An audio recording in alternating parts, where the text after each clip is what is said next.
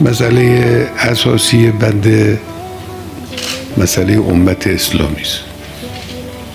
من سالهاست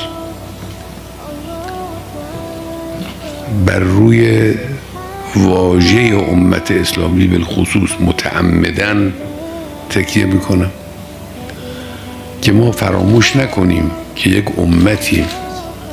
بله، بعضی ایرانی هستیم، بعضی عراقی هستیم، بعضی شامی هستیم و غیر ذالک، لکن این مرزها حقیقت امت اسلامی رو تغییر نمیده.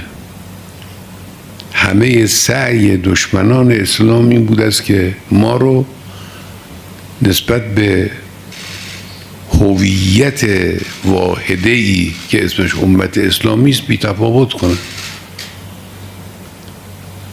این نمیشه که من خودم رو مسلمان بدونم اما از رنجی که یک مسلمان در میانمار یا در غزه یا در هند یا در فلان جا میکشه خودم رو غافل بدونم. این امکان نداره. این خلاف تعالیم اسلامی و اصول اسلامی است.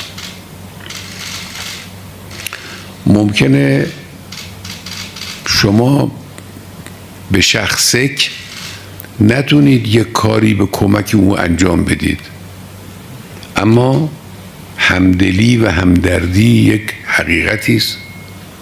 این باید وجود داشته باشه.